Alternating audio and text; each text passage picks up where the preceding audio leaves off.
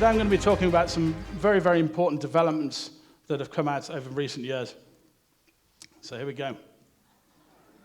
Okay, so essentially, as a ufologist, I've investigated now UFOs directly for 15 years, I think. Early 2008 started.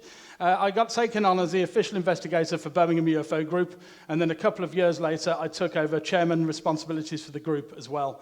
I run monthly meetings in Birmingham on the first Thursday of every month. Those restarted back in September after, the lockdown. We had to get the group up and running again. And I'm very, very proud to say that we've got the community back up and going. If any of you in the Birmingham area at any point, you're more than welcome to the meetings. I've already mentioned what ISA is. So myself, let's talk about aliens a minute, shall we? This talk contains aliens, of course. Because UFOs and aliens are inherently linked. I, for many years, have investigated hundreds and hundreds of cases from around the world. That includes over 300 contact cases, as in alien abduction cases, and probably over 1,000 UFO sighting cases now. I write up very detailed reports on those cases that get published on the Birmingham UFO Group website. They're free for anybody to have a read of at any point. Now, I'm more than open to share my views. I'm not a fence-sitter, for those of you who know me. I'm quite happy to share openly my views on the subject, all aspects of it. And I believe absolutely, conclusively, that the subject involves other intelligences. Now, I believe that those intelligences are probably extraterrestrial in origin, but there are other theories as well. You may believe something completely different. There's a lot of unanswered questions in the UFO field still, and I don't pretend to have answers to all those questions. So you may believe, for example, that they're not from elsewhere in the universe, but maybe from another different dimension of Earth entirely. You may believe that they're being sent back from the future by future humans to do something in our current time. You may take things down a more religious tact and link them with angels. So there's lots of different views as to what these beings are. The important thing is that it's real and going on and involves, and it's non-human in origin. So let's start, and I'll take you through what I'm going to cover. So first of all, I'm going to go over a history of the cover-up, primarily on the American side, because you'll see that this slants very, very much so towards what's going on in the States. There's a number of significant developments have been reported and have come out over recent years. Some of you may have some knowledge of those. If you do some of this, you may have already heard. But it wasn't really widely reported in the UK. Nothing like as big as it should have. So we're going to go over all that.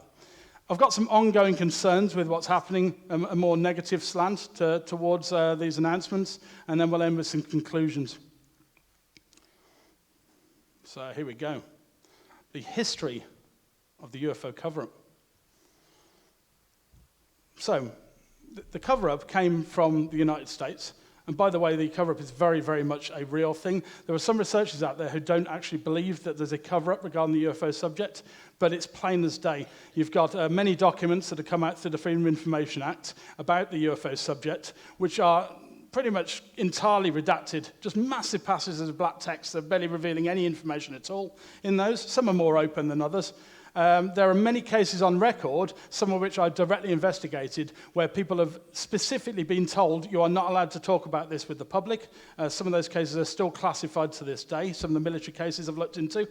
And we can see that it's reported time and time again, especially with cases involving military witnesses and this sort of thing. So it shows that there's information being kept back from the wider public. Now, so back in the late 1940s and early 50s, UFOs and the American news, they were regularly reporting on the subject. We've got some famous articles here. This is the good old classic Roswell, 1947. Many of you will know about that incident. In actual fact, I spoke on that incident in my last talk here a number of years ago. The middle one is the infamous Minville UFO photograph, controversial on both sides. And then on the right, we've got a completely separate UFO incident. So there's just some examples there of how the UFOs were widely reported. This is the earliest study into UFOs apparently conducted by the American military and government. It started in early 1948. The Air Technical Service Command, led by a chap known as General Nathan Twining, established Project Saucer. It was later renamed Project Sign, which is more familiar with the public. Many people don't realize that it actually changed names. It was originally Project Saucer. And they were going to collect and evaluate case details off the general public, wherever those cases were coming in from, and analyze them, look into them. And it ran for most of a year, so it wasn't a very long project. They concluded with this that some of the UFOs, they appeared to represent actual aircraft, physical aircraft that were moving around in intelligent ways, but there wasn't enough data to determine the origin of these craft. So this is a statement from this original project right back in 1948. It was followed by Project Grudge, again, very, very famous. That was February 1949, Project Grudge kicked off. Now here's where the cover-up begins, because this new project, it was designed specifically to play down the UFO subject to the American public. The military was starting to get worried about how much talk there was about these things that were being seen. They didn't want to create widespread panic, and they wanted to play it down a lot. So they were purposely putting sightings down to mundane explanations with Project Grudge. So this is the first time they weren't really releasing the real information, releasing false information. And it was followed by the infamous Project Blue Book, which I'm sure most of you will have heard of, the most famous project ran by the American military. It began in March 1952, a very scientific project. The head Q was Wright-Patterson Air Force Base in Ohio. And that's Nathan Twining there on the left. And on the right, many of you will recognize this guy. This is J. Allen Hynek, the infamous astronomer who assisted with Project Blue Book. He also featured in the film Close Encounters of the Third Kind. Spielberg actually got him on for a cameo in the famous end scene. Now, Hynek famously went into it quite skeptical of the subject. But the more he looked into it, the more he found that there was real hard evidence suggesting that something really was going on with the subject, something that couldn't be easily explained. And towards the end of Project Blue Book, he actually became sort of anti it in a way and would make statements saying that he believed that they weren't revealing the whole truth. We'll get back to that in a moment. So this incident happened the 12th to the 29th of July in 1952. An absolutely massive incident took place in the capital, Washington. Many of you will have heard of this, a very famous series of UFO events. For a number of days, objects and glowing lights that were unexplained were seen in the skies over the Capitol, even over the White House itself. Now, this is, of course, very worrying for people. What you're seeing on the right is not a photograph, by the way. It has actually been misreported as a photograph of the event. It's from a documentary that came out many years ago, and it's been splashed all over the internet as a genuine photograph from Washington. It is not, but it's a recreation of what was seen. So essentially, we've got triangular patterns of glowing white objects. Some of them were detected on radar as well. So sometimes they were both seen and detected. Most of the time it was one or the other. They were picking up strange things on radar or seeing unusual lights up in the sky over the Capitol. And it created quite a bit of panic. A lot of the public wanted to know what was going on with this. And it resulted in this massive press conference, and there was direct questions from the president himself, President Truman, very interested to find out what on earth was going on with this. Air Force Marshal General, he put the sightings down to misidentification of stars and meteorites, and the radar echoes that they had, he put down to temperature inversions, which is a known thing where you get sudden temperature change and it can create false echoes on radar, especially back in the 50s. Now, it's entirely possible that some of the incidents were those things, but some of them, it seems very unlikely. It seems that there was definitely something going on. Certainly, stars and meteorites, obviously meteorites. I don't want to delve too much into Washington because it's a little part of the talk, but they fly right across the sky in a couple of seconds. These things were seen for periods of time, slowly crossing the sky, performing formations, etc. Doesn't fit with other stars or meteorites, but that's what they wanted the American public to believe, so they put it down to that. Captain Edward Ruppelt, he was the advisor to Project Blue Book at the time. The radio-controlled personnel from the area who were picking it up on radar, and also some of the Air Force officers involved in the case, they actually disagreed with these official explanations. And they said it doesn't fit what we saw and what we described on radar. There was concerns at this point. This big incident had happened. Everybody's talking about it. It's a press conference. And due to concerns within the CIA, they decided to put together what's known as the Robertson Panel. It was formed in January 1953, led by a couple of very famous physicists, Howard Robertson, obviously named after him, and this chap on the right, Luis Alvarez. This is a quote directly from directly from the project. And it was very similar to what had come before with Grudge. The Air Force and Project Blue Book should take steps to strip the unidentified flying objects of the special status they have been given and the aura of mystery that they have unfortunately acquired. So you can see there, they're trying to play it down. They're trying to move the American public from, there isn't any mystery, nothing to see here. And that was a direct quote from that. So you can see the cover-up starting to come into play here. By the 1960s, a lot of the public were actually suspicious of Project Blue Book and its explanations again and again for these amazing cases. And they were suspicious that they were conducting either poor research or actively trying to cover up the subject. And Hynek himself, as I mentioned, was also quite suspicious. And in 1965, he actually wrote to the Air Force Scientific Advisory Board, and he essentially asked them to start re-examining the data. Some of the big cases that they looked into over the years through Project Blue Book, he thought it warranted further attention. A committee was formed off the back of this, and they worked with physicist Edward Condon in the University of Colorado to essentially re-examine these cases and look into them in further depth.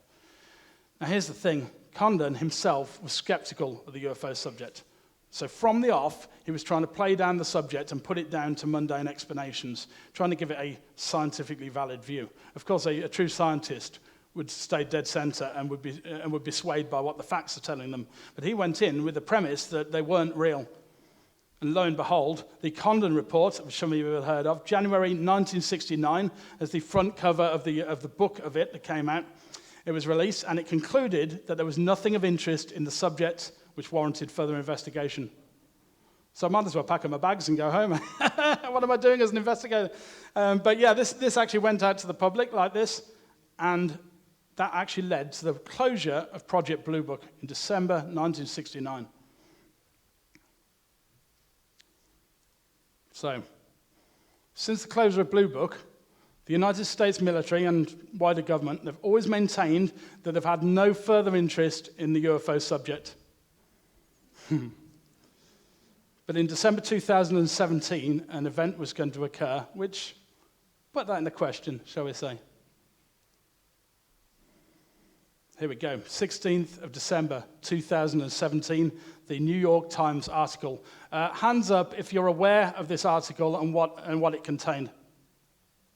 There we go, yeah. Okay, now what that's showing you, very few hands went up with this. This was reported in the UK. This is major, major news. It made more coverage in America. There was lots of other reports, news reports came out about this. But you can see it was largely played down by the UK. Now, it shouldn't have been because of what it contained, and I'm going to take you through that right now.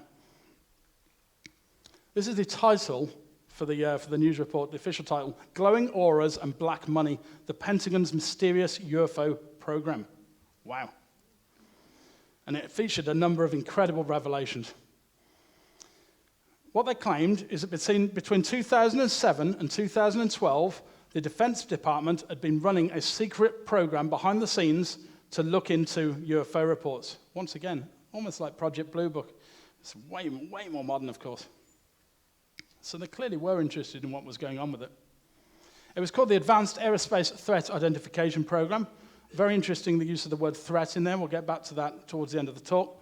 Otherwise known as ATIP. There was $22 million a year put into this project behind the scenes of America's black money. Now, that's not, in the grand scale of things, that's pittance, but obviously it's still quite a substantial amount of money. We're not talking thousands here, we're talking millions a year dedicated towards this project that was going on. It was led by this chap on the left, a military intelligence official, Louis Elizondo, within the Pentagon, Louis Elizondo.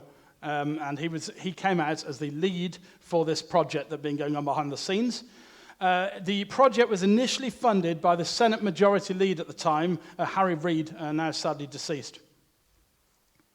He decided that the UFO subject was certainly worth investigating further and looking into. Now, the majority of the funding that they put into this project, it went to Bigelow Aerospace. This man, Robert Bigelow, he's an entrepreneur, and he owns a vast aerospace program across in the States. Now, you can see here, The actual badge for his company actually features a alien face. That's a grey's face in the middle there. And he's widely known to have very positive views towards the UFO subject. He's quoted numerous times on television that it's absolutely real and that aliens are visiting us. And he's put in a severe amount of money into this. Very, very rich chap. Kind of like Elon Musk. The company hired subcontractors to conduct the research for this project. So they weren't doing it themselves, the research. They hired subcontractors to do it. And they looked into many encounters that had been reported by military personnel. So they weren't looking into cases reported by the public, which the majority of cases I look into are just from down on the ground citizens. They were from military personnel. And some of these incidents were backed up by video and other sensory information, radar detection, etc. Or they had physical effects on the pilots and individuals involved. Very interesting indeed. They also adopted a brand new term. UFO, we all know what that stands for, right? Unidentified flying object. Nope, that was gone. They replaced it with this, UAP, which stands for Unidentified Aerial Phenomena. Now, the main reason they did this was to remove the stigma, the aura of ridicule that the subject had got, ironically caused by them because of the cover-up and what they put out to the American public, which incidentally went worldwide, by the way. It started in America, spread out to other countries. So it's very much in place across here as well. So it's now called UAP, which I don't really like. To be fair, I'm not going to change the name of my group to Birmingham Unidentified Aerial Phenomena Group. Doesn't sound too good, does it really? B-U-A-P-G. Doesn't really work. So they claim to also be studying alloys that they said they'd taken from UFOs that were involved with the subject in some way. Maybe crash debris or something like that. Some sort of metal alloys that come from these UAPs. Lou stated that although the official funding had dried up, the program was continued after that end point. So he said that right up to the point when the article came out, they were still looking into this. It hadn't been shut down like they said it had. He resigned from his position in October 2017 because of his frustration over how slow-moving the program was. They weren't making enough leeway. They were getting lots of very, very interesting information, but they were keeping a lot of it back still. And there was numerous limitations going on around the program, which he didn't like, and eventually left his position. But I believe that he's still in touch with those that are in the program. You'll see that. It wasn't just that article that went out. Some amazing revelations in that, right?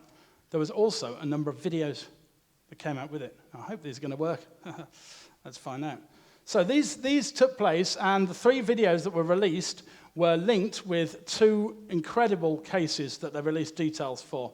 The first of these cases went out actually in a second article in the same newspaper as the initial report. This is the US Nimitz incident. This is absolutely stunning. The details of this, I would say, within the top 10 UFO incidents that have probably ever occurred, due to the aspects of it and the witnesses involved. It happened on the west coast of the USA between the 10th and the 14th of November 2004. This was not a singular incident. This was numerous things that were being seen, went on for a period of days. It involved this, the USS Nimitz carrier strike group. There's the USS Nimitz on the right, still active. And they were on a training exercise off the coast around San Diego. On the evening of 10th of November, the USS Princeton, which is another vessel which had all the radar equipment on, it detected 3 unidentified radar tracks to the north of their position, quite close to Santa Catalina Island. The tracks were at 28,000 feet and were moving southward at a kind of quite slowish pace. But they first of all, they thought, we've got some sort of malfunction with the radars. So they switched all the radars off, turned them all back on again. Tracks are still there, not the radar malfunction. They also radioed to other vessels who also confirmed that they could see the objects. So these were definite physical things that they were picking up. The objects were performing incredible maneuvers in certain cases. There was 9 further tracks appeared. They all came in together, essentially, as a group of them. And they essentially started up in the upper atmosphere and then descended down to 28,000 foot and just stopped and then started coming south again. Some of them were reporting all sorts of unusual things, and over the next few days, there were 100 similar tracks. So these objects kept on getting picked up, something 2 or 3, sometimes individual. And they were moving at stunning speeds. They detected one of the objects which descended down to almost sea level from 28,000 feet in a couple of seconds. So we're talking about something very, very advanced capabilities here. The captain of the USS Nimitz, he wanted to see one of these things up close. I mean, you would, wouldn't you? You're getting these things on radar. What do they look like? What's going on? So he gave permission that if one of them was to come within range, they would actually intercept it with jets and actually go out there and see what they could see, should the opportunity arise. And lo and behold, it did. So on the 14th of November, this is Commander David Fravor and his wingman. They were in the middle of a training exercise in 2 F-18 Hornet jets. And he's now gone on the record, by the way, about this. You can find detailed interviews with him, and very, very believable. The USS Princeton, they detect a single object, and they essentially redirect their jets to where they were originally going to go out and check out what they could see. They got out to the location where this radar track was coming from, and what they said they could see is down underneath the surface of the water, they could see a large area of churning foam on the waves, like there was something underneath the waves, quite large in size. But that's not all they saw. So over the top of this churning water was this strange object. They estimated it to be about 40 foot long, so about the size of a jet. And it was essentially, it looked like a tic-tac sweep. It was a cylindrical object with rounded ends. As you can see from this artist's impression, it had these strange extensions at the base of it. And it was moving around doing these erratic maneuvers backwards and forwards like this over the water. Really, really strange maneuvers. Very, very unusual indeed. And Fravor, of course, he wants to get a closer look at this thing. He's like, what is this? What we're seeing out the window? And he decides he's going to descend his jet and get down closer to it. As soon as he starts to make that descent, the object seems to know that he's doing that. And it turns, and it's now right at them. And then it begins to ascend upwards at quite fast speed towards them, essentially. So they're coming down. Object suddenly starts coming up towards them, flies straight up past the cockpit, and it shoots away like a bullet, and it's gone. They're like, what was that? Yeah, it just went straight past the jet. And it went away at such a speed, and it was just off. It was gone from the radar. So what do? They're out there. They're like, the object was here. It's now gone. They're radioing in. They're telling them what they can see on the ship. They had what's known as a cap point. Now, this is a pre-arranged point for their training exercise, which they were scheduled to go to. So, with nothing else to do in the area, incidentally, by the way, the foam underneath the water had also gone at this point after the object left, they began to fly towards their cap point, which was 60 miles away to the west of their location where they'd seen this strange object. And here's where things get really wild. A moment later, the object is at their cap point. It reappears at the location where they pre-arranged to go to. It was aware of where they were visiting. Now, the USS Princeton, they contact them. It's reappeared. It's on the radar again. It's at the cap point. It's absolutely wild. So they're 60 miles away from this at this point, so obviously it's going to take them a while to get there. But the Princeton immediately contacts the Nimitz, says we've got one of them, and they launch another jet that has a radar tracking camera on it, what's known as a FLIR camera, forward-looking infrared camera. So it films in black and white, essentially, but it's a real military camera. They're going to try and get this thing on film. Now, as they're approaching it, they can see it in the distance, and it seems to be jamming the radar of their normal aircraft. But they were able to capture the object at a distance on the camera. And what you're about to see is the actual footage that is linked with this incident. So the video was leaked to the New York Times, in addition to the information that came out in the article by this chap, Chris Mellon. He's let me see if I get this right, Deputy Assistant Secretary of Defense for Intelligence. Wow, what a mouthful. At the time, he was in something known as To the Stars Academy, which was a company made up of a number of people that had come out through the Pentagon and also spokespeople from the public. It included, strangely, the ex-singer of Blink-182 punk band, Tom DeLonge. Tom has always had an interest in the UFO subject, real passion for it, and ran a paranormal blog and things online. But he was part of this project, and it was almost like they were using him as a spokesperson to get it out to the public. But yeah, Chris was certainly who he said he was, certainly part of the Pentagon, and there were other very, very important people as well, the TTSA. Here's the video footage. Now, I know it doesn't look like much. What you're looking at right now is a gun camera footage. This is the object. This is the tic-tac-shaped object. This is what they went. So they went up and intercepted the thing, and this is what they caught on film. Now, I know it's quite distant, and it's also rather blurry. It's a second-hand, there you go, they're zooming in on it a bit, you can see the shape there. Now, the sound, it did have sound, but the sound was removed from this video. The other videos do have sound, but this one does not. And you can see it appears to be hovering there, motionless, and they're just locking it in. It's been confirmed as an authentic video. We'll get to that. But yeah, I mean, obviously when this came out, a lot of people were like, this is a fake video, this has just been made on computer. Now, in a minute, you'll actually see the thing perform a very odd maneuver, and it'll just shoot off to the left. If you've seen this before, you'll know what's about to happen. If you haven't, I'll just give you that warning. It's right at the end. So essentially, they're just switching between the different modes of the camera, which is why it's going from black to white. So it's a black and white image, and essentially they're detecting heat from it.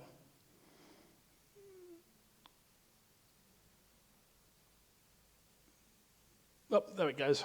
Yeah.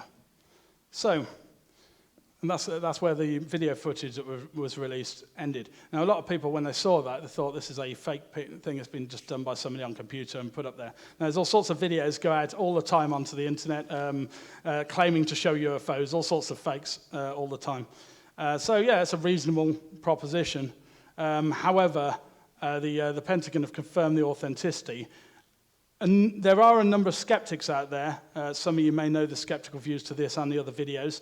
However, the Pentagon have stated that they've got other sensory information that has not been released to the public that back this up. So it's not just the video. So the skeptics are essentially analysing just the video by itself, not the other sensory information that they haven't disclosed. So let's move on to the second incident here, the USS Theodore Roosevelt, which is there on the left. This time, we're on the southeast coast of the USA in late 2014. This went on for a period of months to early 2015, and 6 pilots involved, numerous encounters with unidentified objects, UAPs. They were detected on multiple sensors again, and they were sometimes captured on cameras as well. And we're going to see some videos of those. There were no visible wings or tails of these objects, and they didn't seem to emit any fumes, exhaust plumes. They were also confirmed not normal and definitely not a radar malfunction. Again, it was multiple vessels were picking up these things over a period of months, believe it or not. These things were essentially following around the carrier group as it performed various training exercises. There was a squadron of these objects actually followed Lieutenant Ryan Gray's Navy strike group for a number of months. So essentially they were going up day after day and they were seeing these things on radar, almost like they were just checking them out and just keeping watch on what they're up to. Some of the objects moved at hypersonic speeds and performed seemingly intelligent maneuvers. So whatever these things were, they weren't just balloons or anything like that. One of the visual confirmations from one of the pilots described seeing what appeared to be a black cube encased in a clear sphere. Isn't that interesting? Now, I've come across hundreds of cases over the years, and I've never had anybody describe exactly that. I have looked into other cases involving cube-shaped UFOs, however, but not one with a sphere around, so very, very interesting. And this actually shot between 2 jets. So in this artist's impression here, the object just basically narrowly missed 2 jets, just went right between them. It's another incident that occurred here. Lieutenant Danny Coyne, he had 2 encounters with these within a number of days of one another. He didn't get them on camera, but he managed to detect them on radar and tracking sensors. And there were 2 videos relating to this series of incidents that came out, both confirmed as authentic, as in real military videos. They're not definitely saying what they are, they're just saying the videos are authentic. We'll get to it. Here we go. You're going to get sound this time, listen to this.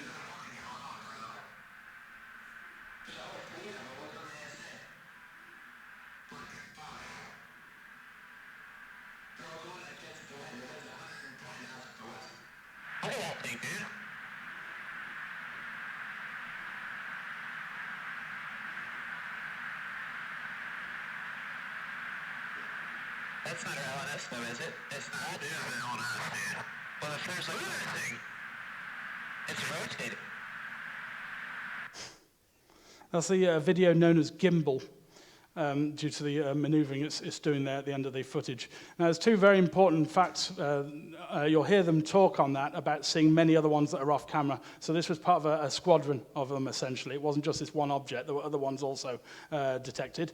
And you'll also note that the pilot, if you heard it correctly, he said they were moving against the wind 120 knots. So these things were powered, essentially, and moving against the direction of the wind, putting the idea of them being balloons or anything like that as the equation.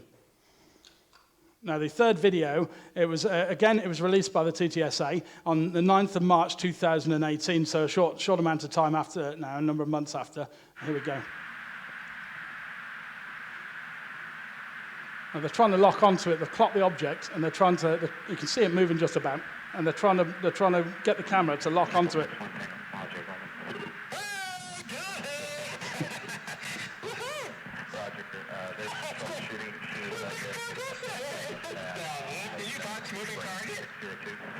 No, I took an auto track.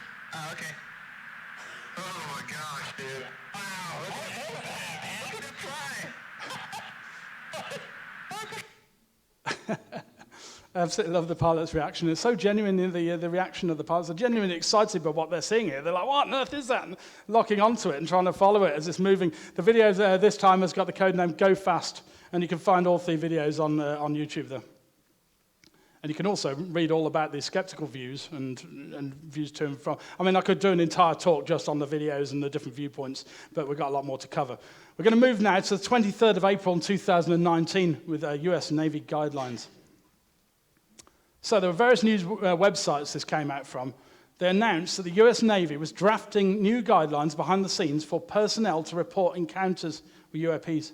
So what this was the first signs that they were actually putting the money where the mouth is, this secret group that they've had going on, apparently up to things. And they were talking about changing the guidelines to make it easier for pilots to report without being ridiculed, which is very good, of course. It was a significant step towards creating a formal process to analyze the incidents. Here's a quote from it. There have been a number of reports of unauthorized and or unidentified aircraft entering various military-controlled ranges and designated airspace in recent years. For safety and security concerns, the Navy and the US Air Force takes these reports very seriously and investigates each and every report. As part of this effort, the Navy is updating and formalizing the process by which reports of any such suspected incursions can be made to the cognizant authorities.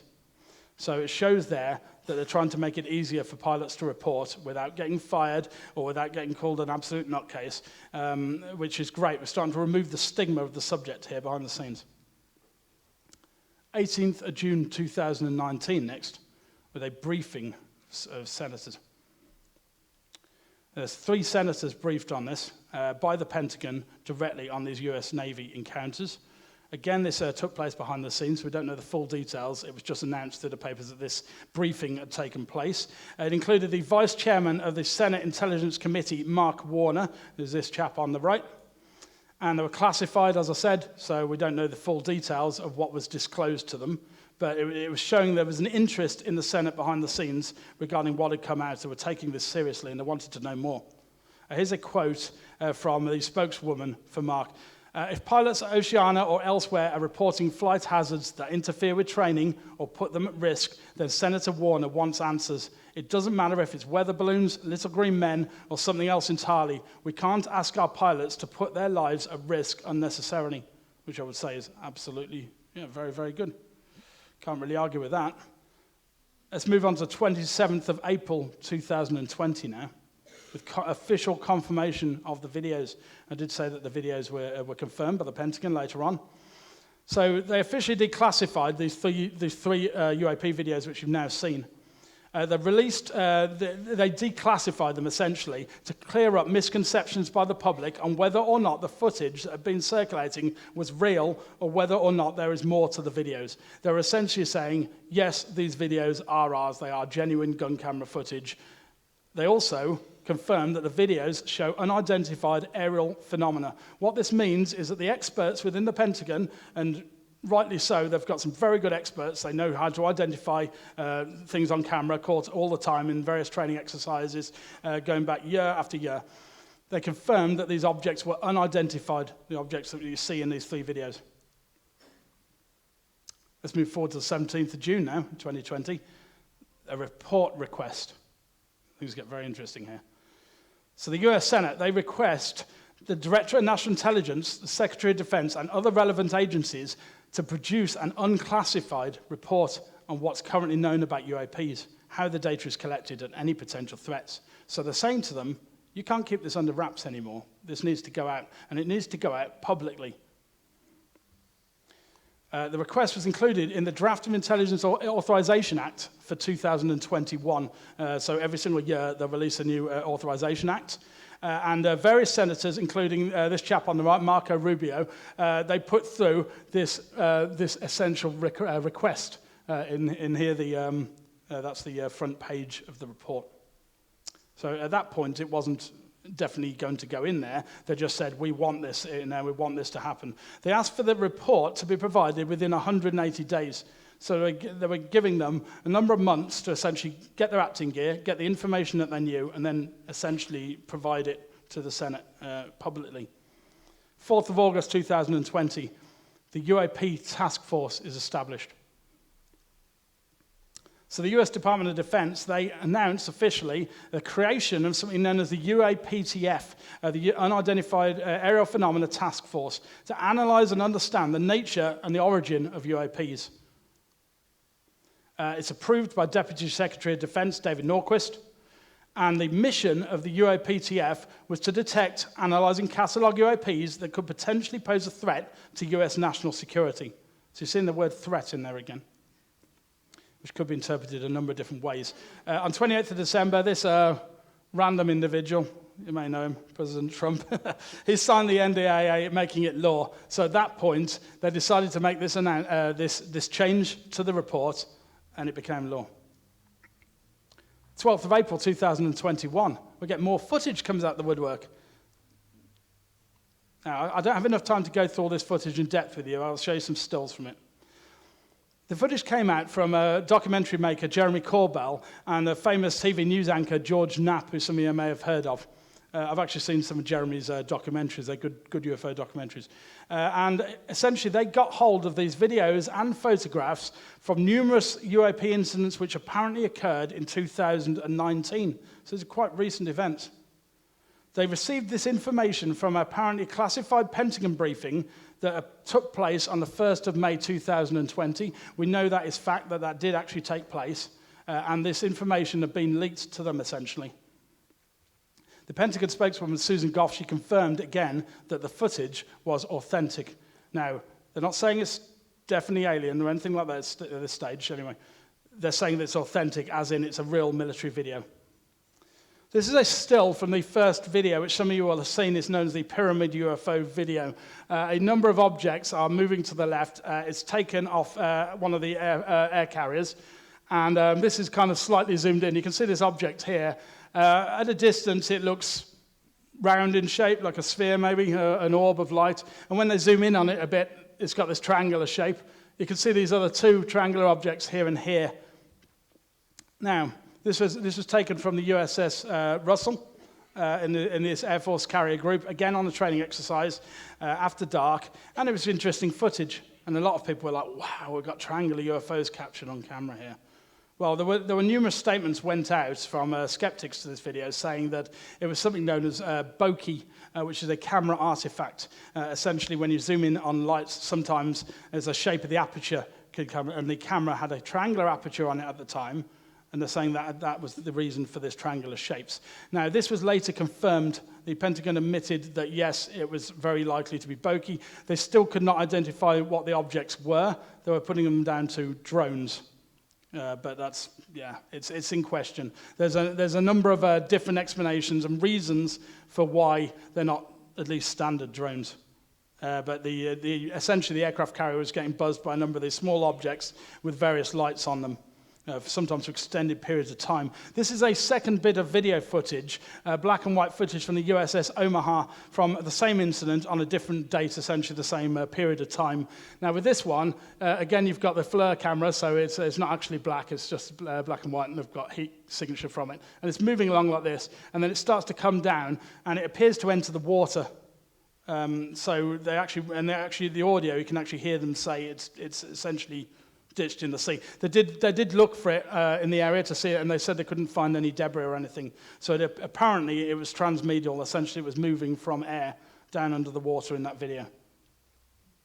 Here's some stills. These came out from March 2019. They were taken from various jets of 3 different unidentified objects. The first appears to be spherical in shape. You've got this silver object, which is kind of like oval with these extensions on either side. And then the third photograph almost looks shield-shaped, doesn't it? And some people have put that down to a Mylar balloon and this sort of thing. However, once again, the Pentagon have confirmed that they are unidentified, as in they've looked into the idea of them being balloons and this sort of thing. This is actually taken very, very high up, over 30,000 feet, so it would have been actually too high for a Mylar balloon to be at that height. That's one of the reasons why I don't believe it was a balloon. But yeah, there's a lot more information about those, but we've got to move on. You can find it all online. If you search for those pictures, you better find the full details behind them. 3rd of May 2021 now. The Department of Defense evaluation. The Officer of Inspector General, he begins formal evaluation to determine the extent to which the Department of Defense has taken actions regarding UAPs. So you're getting these different groups getting involved here. They're saying, you need to give us the information. What have you been doing? What have you been documenting? And what have you learned from it? 18th of May 2021. We got a statement from ex-president of the USA, Barack Obama. He was actually on something called The Late Show with James Corden, and somebody asked him a question. You'll see the footage now. Well, I hope you'll see the footage. We'll see if this one runs. Let's see what happens. We might just get... Oh, there we go. It goes to... let's look for President Obama, since he's here. All this talk about dem aliens... with the you know, what are they, UAFs or whatever they call them, you know, all the footage and everyone talking about it. It's like, what is your, like, I know that doesn't necessarily mean aliens, it is just a UAF, but I was wondering if you have a theory about that? Well, when it comes to aliens, there's some things I just can't tell you on air. But you'll tell us off air? Great.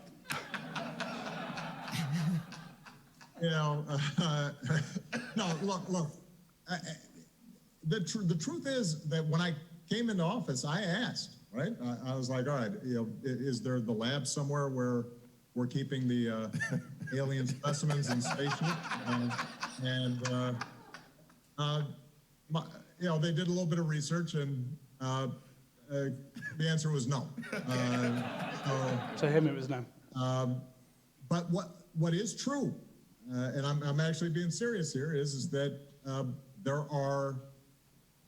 there's footage and records of objects in the skies that we don't know exactly what they are. We can't explain how they moved, their trajectory. They did not have an easily explainable pattern.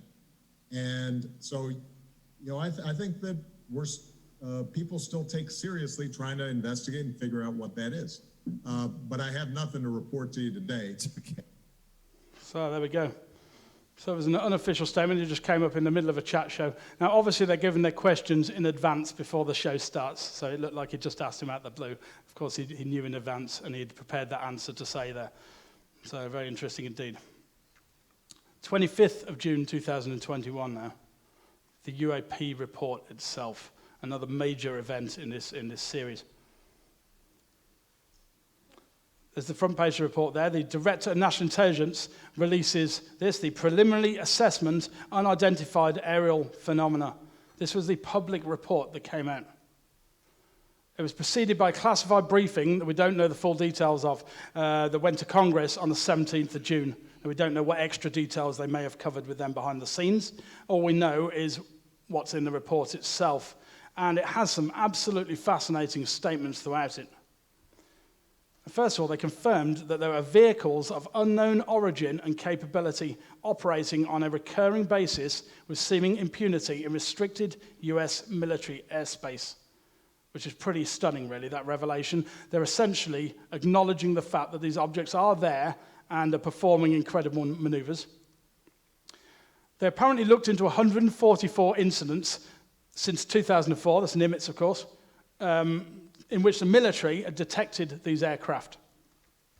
In 80 of these cases, they claimed that multiple sensor systems simultaneously corroborated the presence. So it wasn't just a pilot observation, or it wasn't just a radar track. It was numerous things they had that showed that the objects were there.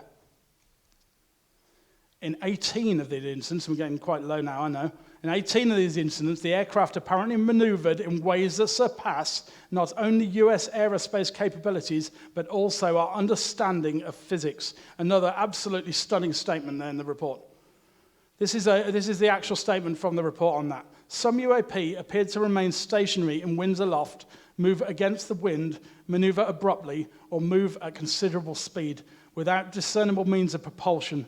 In a small number of cases, military aircraft systems process radio frequency energy associated with UAP sightings. So again, it's some really unusual stuff with some of these incidents. In 11 of them, there were near misses. So the objects have come within quite close proximity of the aircraft, probably including that black sphere I showed you earlier on. The black cube, sorry, encasing the sphere. Only one of the 104 incidents they could give it an adequate mundane explanation for. And they said it was some kind of weather balloon, a meteorological balloon, and they put it down to that. Good old classic, eh? That's a Roswell. But there was only one out of the 144 that they said that they could explain. The others are still a mystery, apparently, according to them. There are several possible alternative explanations that were suggested in the report for what was going on with this. Top secret US technology. So some sort of secret black project that was going on. Top secret foreign technology, for example, from Russia or China, or even here in the UK. Other. So they'd already discounted mundane explanations, yeah. Earlier in the report, they discounted them being birds or incorrect radar, balloons, LED balloons, all sorts of different things, drones as well. So there were these three different explanations for what was going on with this and what would explain it. Now, here's the thing.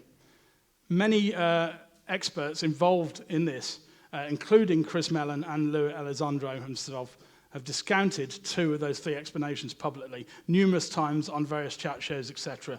This is a statement direct from Lou. We know it's not the US because the US has already come out and admitted it's not us, as in they're quite high up in the background of the Pentagon and they're aware that it's not US technology.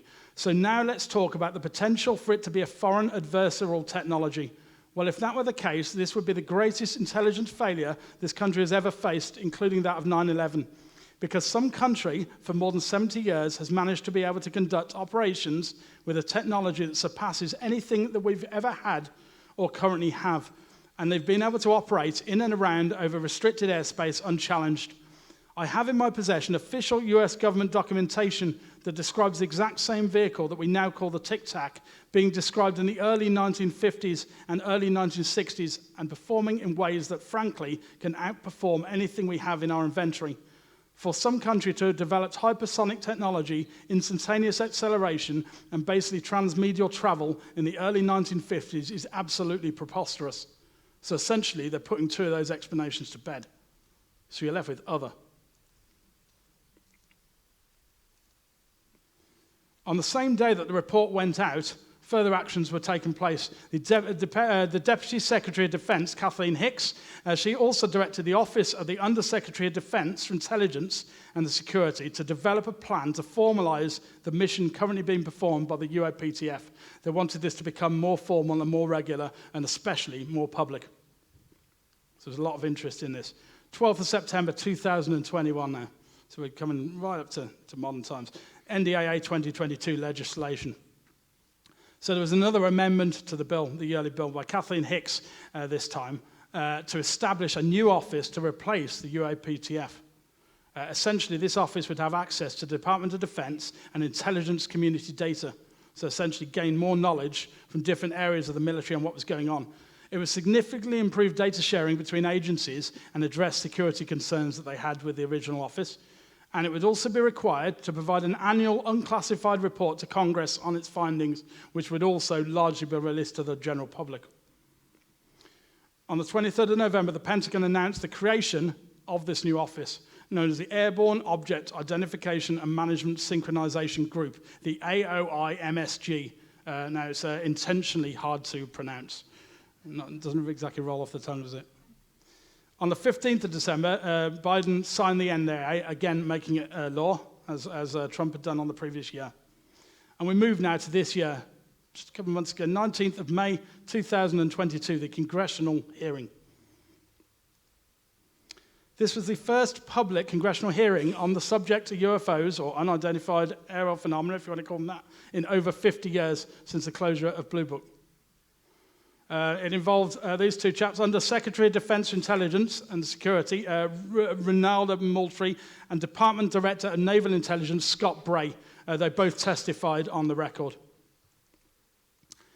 They explained in that briefing how the Defense Department is currently organizing its reports of UAPs. They didn't go into massive detail on that. Some of it was still classified. They confirmed that the number of reported incidents they were now looking into had gone up to nearly 400 from the original 144 quoted in the UAP report. They said that the sightings are frequent and continuing to present day and often occur in military training areas or other designated airspace.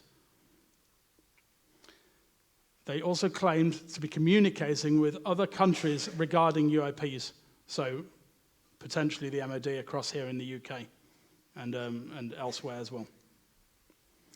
They also tried to show, I say tried to, they're kind of similar to my intro, they displayed footage of this rounded silver object that flies past the window of a jet very, very fast. Now, they said that they hadn't identified it. Didn't exactly leave a balloon out of the question, I thought, when I saw it. It was a very, very brief video, and because it was only on the screen for like less than a second, they were trying to stop it on the exact moment so somebody could get a freeze frame of it. It took him a number of minutes, and they were rewinding it and doing it again and again to get the exact position where it was on the screen. It was quite an embarrassing moment in the thing. This is a quote from near the start of the hearing. For too long, the stigma associated with UAPs has gotten in the way of good intelligence analysis. Pilots avoided reporting or were laughed at when they did. DoD officials relegated the issue to the back room or swept it under the rug entirely, fearful of a skeptical national security community. Today, we know better.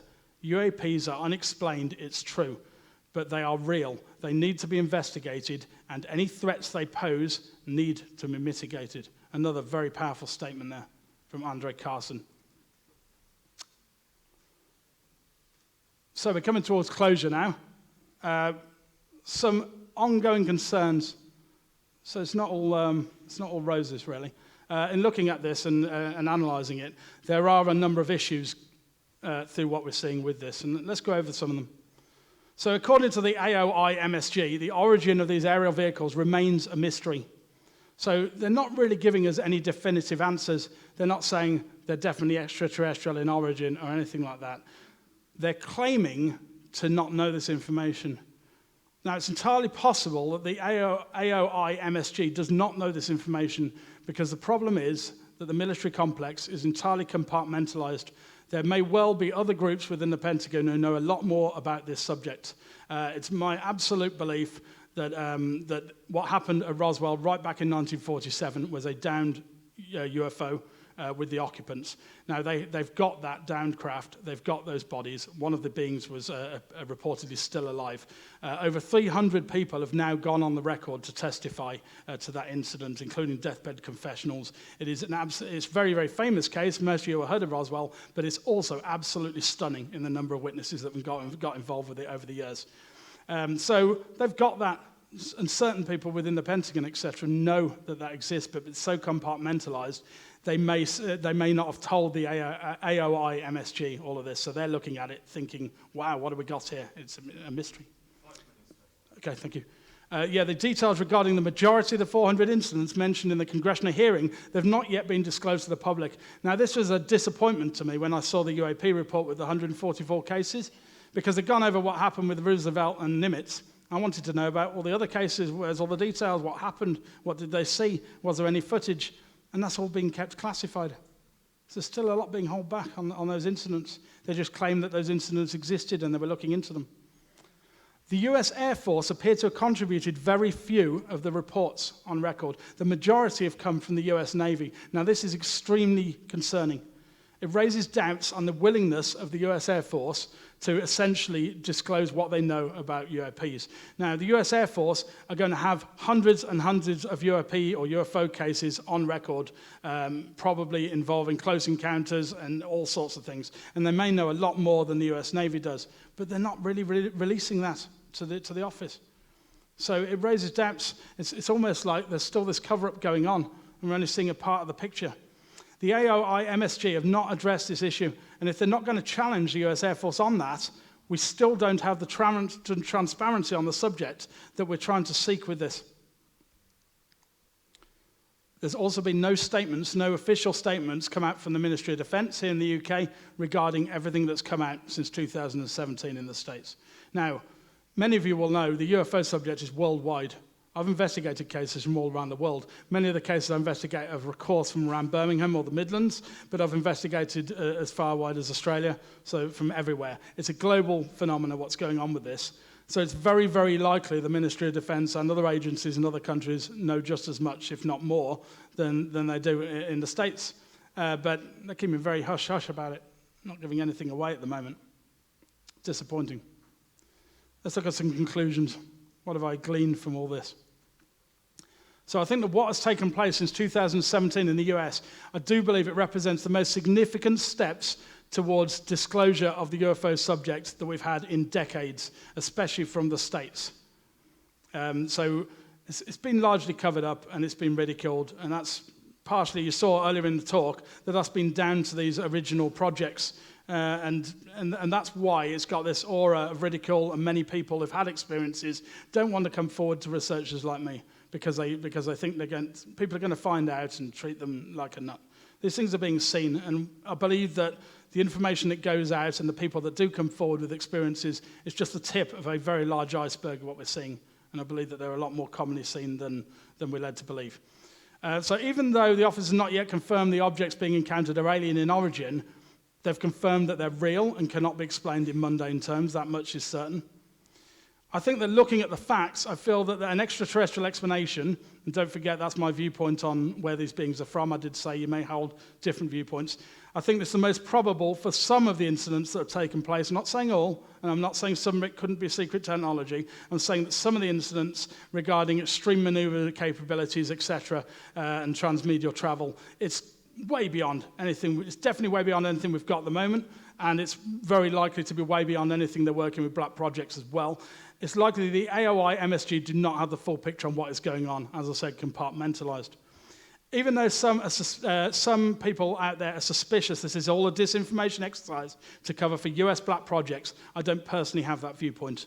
I think that some of the details that have come out about these incidents, combined with the actual pilots going on record and talking openly about things in great depth. When you hear Fravor talk about the USS Nimitz incident, for example, he comes across as a very credible witness to me. So I think that they're talking about real incidents, and I don't believe it's some sort of cover screen for black projects. But I'm not putting that entirely out of the question, you understand. There may still be black projects going on that they're sometimes attributing to UAP.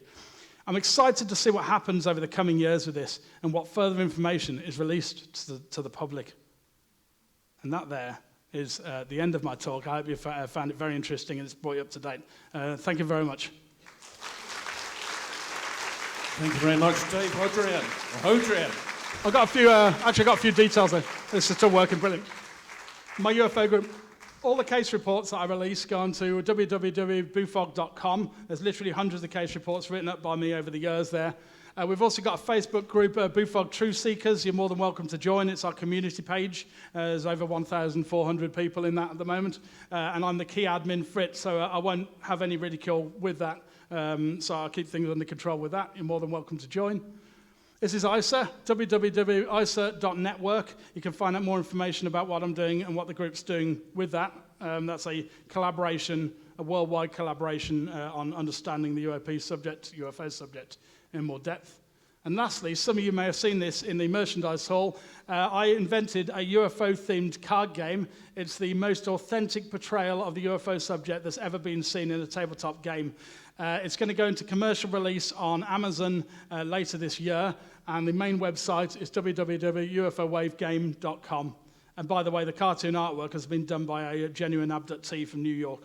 And there's about 10 copies of it out in the merch stand if anyone want to, but that's not a plug. I don't care whether you buy it or not, but there's some out there right now. You could be one of the original owners of the first copies to go. So that's it. Thank you very much for your time. Thank you very much. Thank you very much. Sorry, there we go. Excellent. Thank you.